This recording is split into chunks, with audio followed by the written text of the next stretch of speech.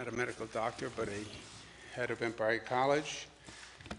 Medical doctor Howard Zucker, our health commissioner. To my left, Melissa DeRosa, secretary to the governor. To her left, Rob Mejica, budget director. Let's talk to you about where we are today.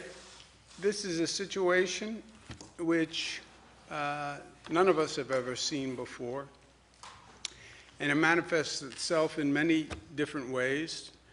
There's economic anxiety, people are out of work, what does this mean? Unemployment insurance, will it cover the bills? There's isolation, there's fear of the unknown, there's misinformation. You put it all together, it is very disorienting, to say the least. If you're feeling disoriented, it's not you, it's everyone, and it's everywhere. And it's with good cause. Today is Saturday. You know how I know today is Saturday? Because my alarm clock said Saturday when I woke up this morning. But if you drive around, it doesn't seem like Saturday, right? Saturday is the day that people are off work, except people were off work yesterday. Saturday is the day that the traffic is lighter, but the traffic was lighter yesterday. So it's literally one day blending into the other. And just as a matter of perspective, a matter of context, because this feels like it's been going on forever, but it really hasn't. New York State had its first case of COVID just 27 days ago. New York schools closed only 10 days ago. The New Rochelle cluster, which was the highest cluster in the United States, which, thanks to the good work of our health department, has now come down. That was 18 days ago when we started the school closings in New Rochelle, and we started the testing and the drive-thrus. The overall shutdown of non-essential workers was only 8 days ago. Feels like a lifetime. Perspective, well, how long does this go on? How long do we expect it? China, which was the first test case, right? First case was 12 weeks ago. That's when it started in China. South Korea started 9 weeks ago. Italy about 8 weeks ago. So, keep it all in perspective during this disorienting time where one day is just blurring into the next. A lot of people ask me, why is there so much talk about ventilators? I never heard about a ventilator before. You're not alone. I never really heard about a ventilator before either. But every emergency situation is unique. And every emergency situation winds up focusing on an issue that you would have never thought of before. We've been through emergency situations, Superstorm Sandy. We needed 1,000 portable generators immediately. Who ever heard of needing 1,000 portable generators? We had flooding in the northern part of the state. We need 700 miles of sandbags. Who ever heard of needing 700 miles of sandbags? So there's always a particular circumstance that winds up developing in these situations that really you could never anticipate. And in this situation, it is about a ventilator. Why? Because the majority of these patients, they're not coming in needing surgery, you know. It's all the same. It's a respiratory illness. Their lungs are damaged. They're having trouble breathing. They have a cough. And they all need a ventilator. And that is the peculiarity of this situation. Compounding it is usually when we equip a healthcare system, people are usually on a ventilator for 3 or 4 days. With COVID patients, they're on for 11 to 21 days. That then compounds the ventilator issue. Not only do you need more, but people are on them longer, so you need even more, and that increases the problem. I think the president was right to use the Defense Production Act. What the Defense Production Act basically says is, I'm not going to ask private companies to help out, and it's great that we have voluntarism, et cetera, but the Defense Production Act gives the federal government significant leverage to actually say, I need these produced, and I need these produced by X date. Now, the federal government still pays. They pay an increased cost for the accelerated production, but it gives the federal government the ability to do that. And when it comes to ventilators, they are the necessity in this situation. What do I do as governor? Basically, I ask people who know, I ask the experts a lot of questions. And just staying on the ventilators. Well, what if we can't get the ventilators? What do we do if we don't have enough ventilators? Then you use bag valve masks. What is a bag valve mask? This is a bag valve mask. This is what you do if you have a person who needs a ventilator and you don't have a ventilator. The way this works is it's basically a manual ventilator, and someone squeezes the ventilator, the bag, continuously. This looks easy. I guarantee if you do this for any length of time, you see how difficult it winds up being. This is the alternative if you don't have the ventilator. We are actually buying these. We've bought about 3,000. We've ordered about an additional 4,000 of these bag valve masks. We're even talking about training National Guard people to learn how to operate this device, which is relatively simple to operate, but you need a lot of people to operate this 24 hours a day for each patient, right? So those are bag valve masks. They're the alternative to ventilators. And in short answer is no thank you. If we have to turn to this device on any large-scale basis, that is not an acceptable situation. So we go back to finding the ventilators because we need the ventilators. Well, you need 30,000 ventilators. Do you really need 30,000 ventilators? Look, I'm not a medical expert. Even the medical experts can't tell you what you're going to need here at the high point. They do numerical projections, and then you plan based on the projection. You plan based on the data, based on the science, based on the numbers.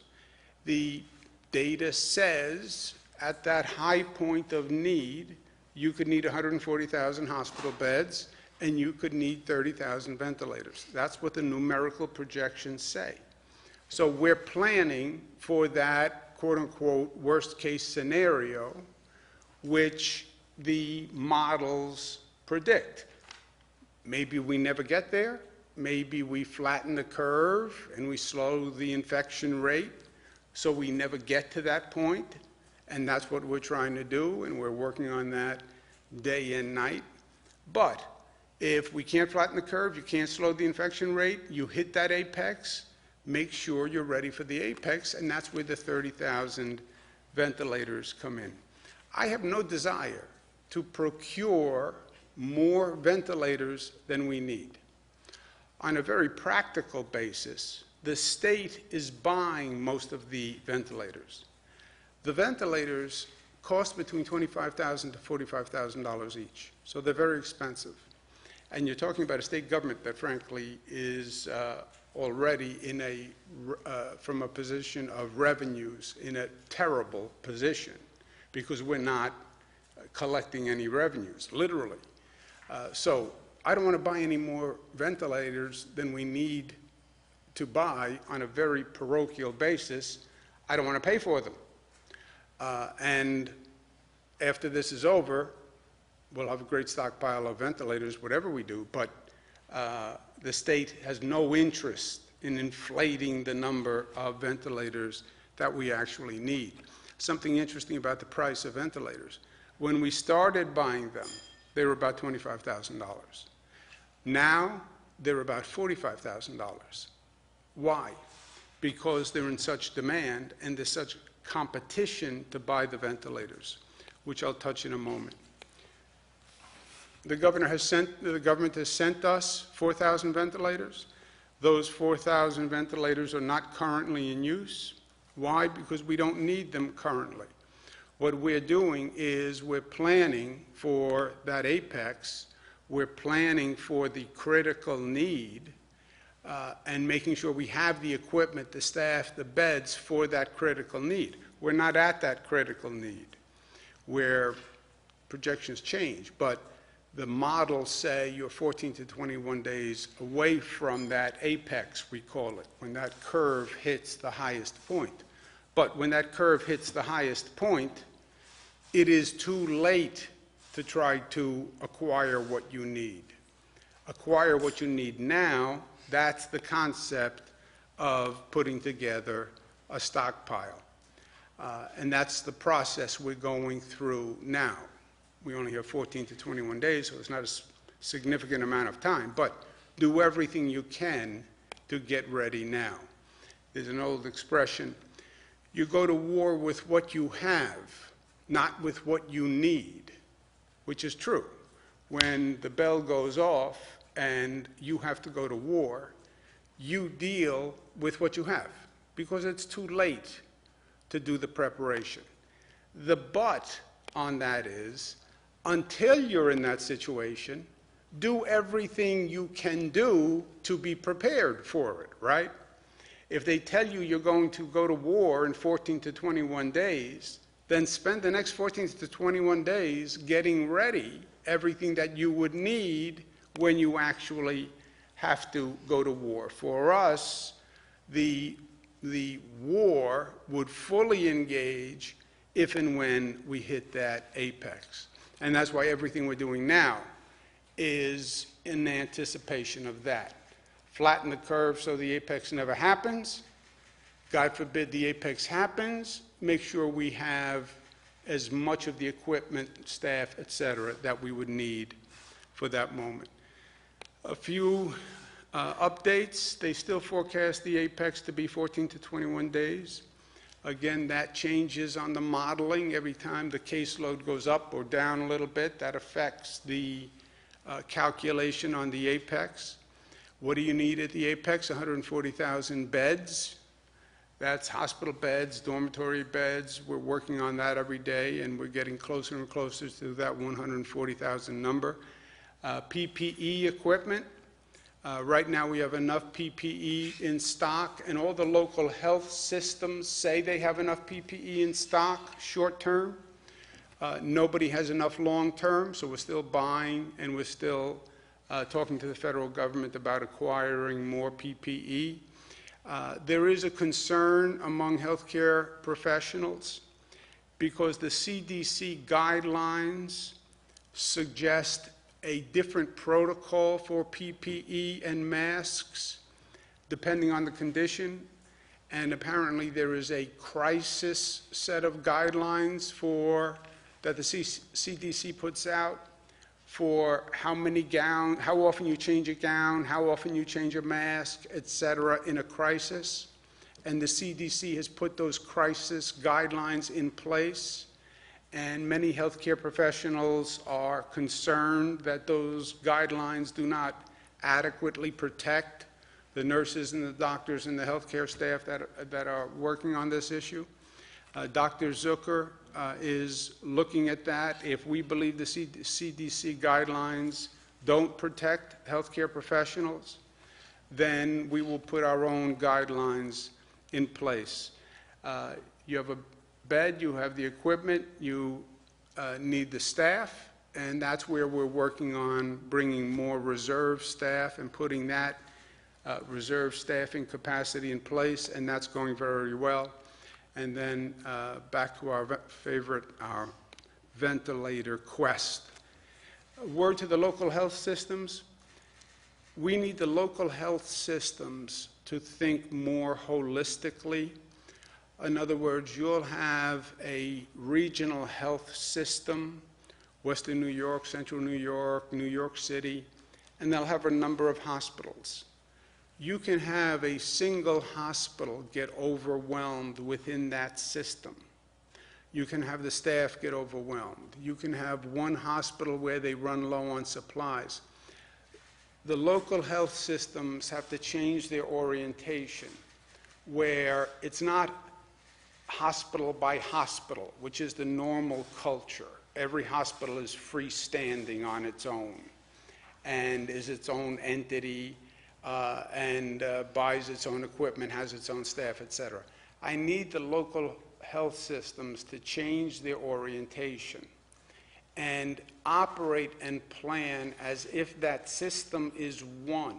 If you see a local hospital getting overwhelmed, shift to an adjoining hospital, both within the public system and the private system. You have public hospitals, and then you have private hospitals, voluntary hospitals.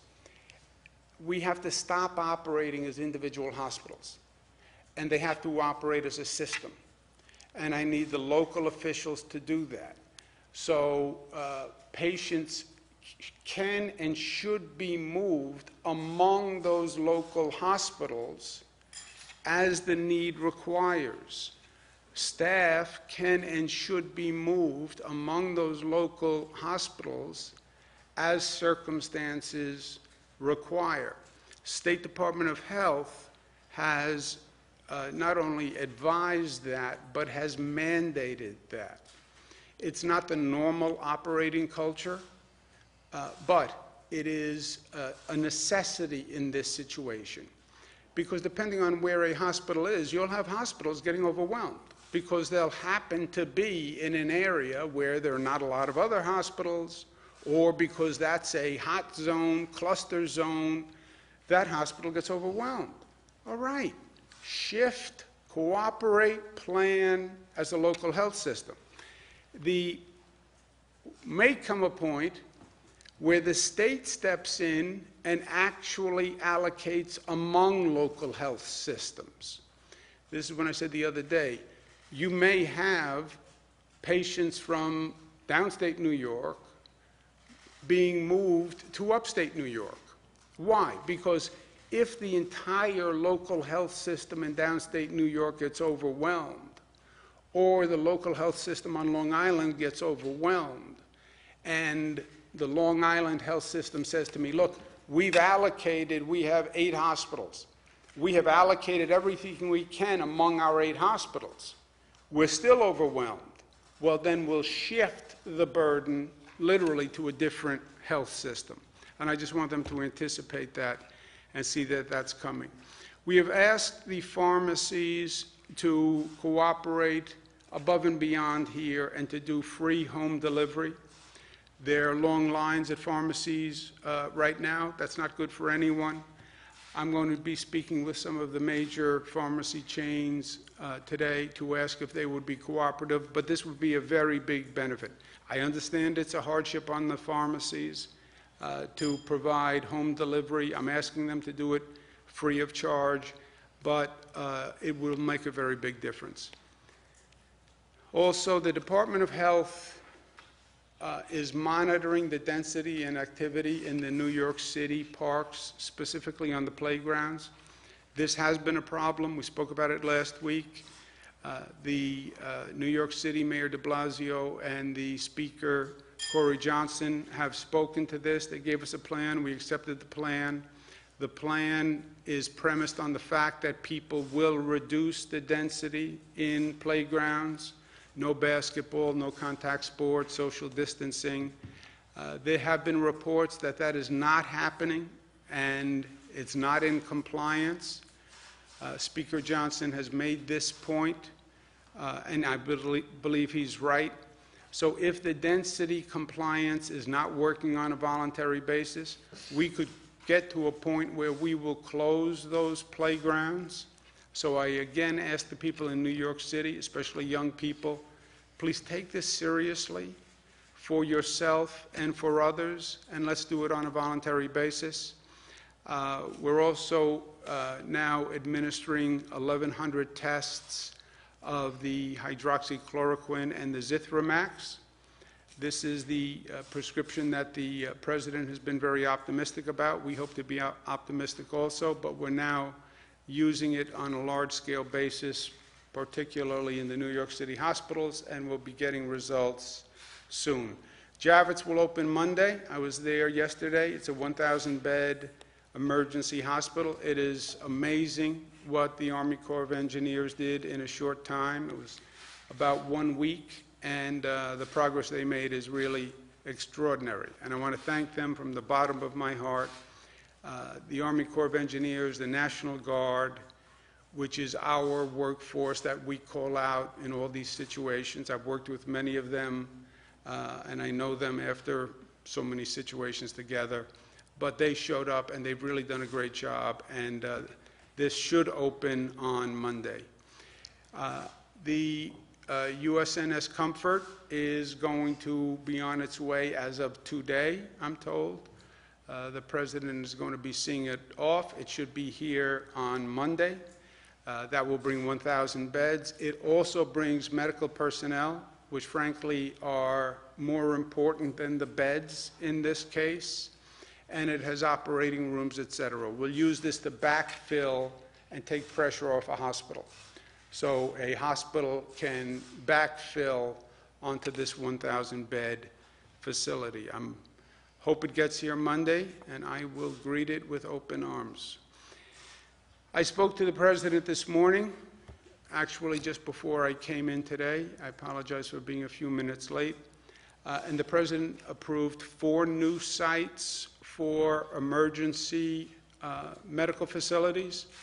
One in Brooklyn at the Port Authority Cruise Ship Terminal, it's called. One in Queens at Aqueduct Racetrack.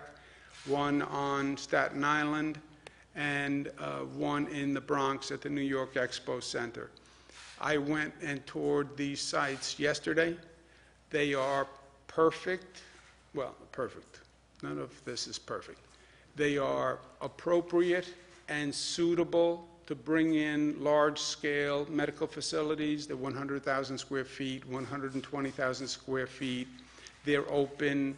They have electric. They have climate control, etc. So this is going to be a big advantage. This is going to be we'll add another 4,000 beds, and there's one in every borough in New York City, which was important to me.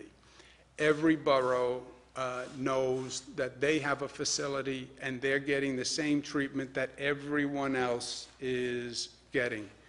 I mean, New York City outer borough person.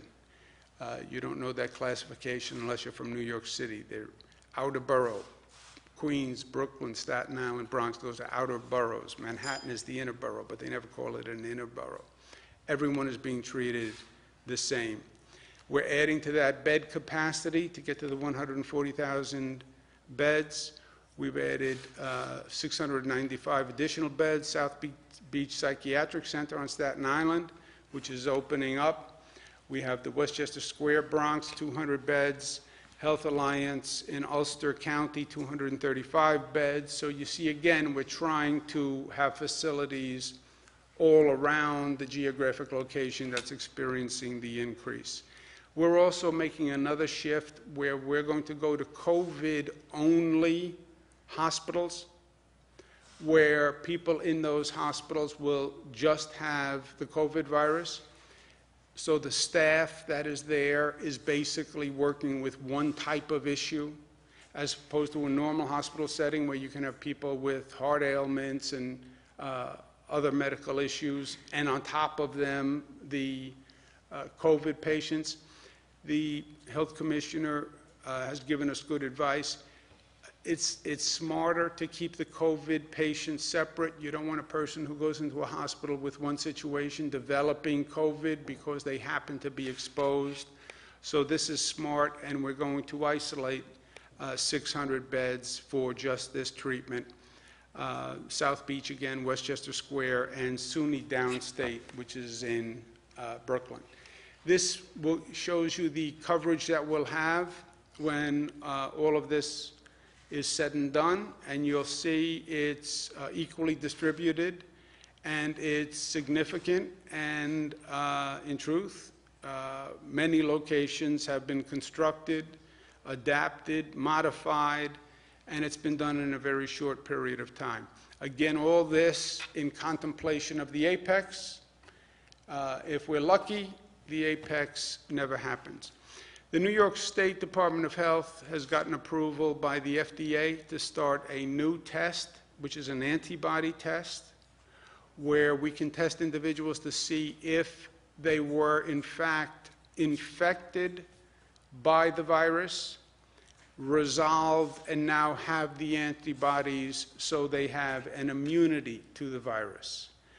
This is being done here. It's managed by our health department. The FDA has given us approval. Department of Health is working with private hospitals to actually enact this now. So this is happening now. And it could be a big breakthrough if that happens. On the theory of risk-reward, we're supposed to have a presidential primary election that's coming up on April 28th. I don't think it's wise to be bringing a lot of people to one location to vote, a lot of people touching one doorknob, a lot of people touching one pen, whatever you call the new device on the ballots. So we are going to delay that and link it to an election that was previously scheduled on June 23rd. The June 23rd date is for state legislative races and congressional races. We'll move the presidential election to that date. Ironically, I had advocated that it be on that date all along anyway, so there's only one election, and people only needed to come out once. Everybody wants to vote, everybody wants to do their civic duty, but don't make me come out and vote, 11 times. Put the elections together so I can go to the ballot once, and this will actually do that.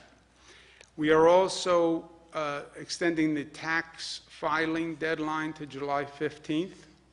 This is good news for individuals, for businesses. You don't have to file your state tax return. You file it with the federal tax return on July 15th. It's bad news for the state of New York on our parochial level. That means we receive no revenue coming in until July 15th. This is the increase in the trajectory of the number of cases. You see it goes up again. The number of people tested, we tested 17,000 people yesterday. Again, we're testing more than any state in the country and more than China and Korea ever tested. Total tested is up to 155,000. Number of new cases, 7681. You see the state getting more and more covered, just a handful of counties that have not reported any positive tests. This is the summary: 52,000 people tested, 7,000 currently hospitalized, 1,700 ICU patients, 2,700 patients discharged. That's up 681. Remember, people go into the hospital, people get treated, people leave.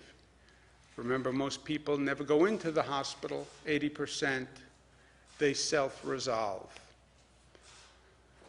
Most impacted states: State of New York, 52,000.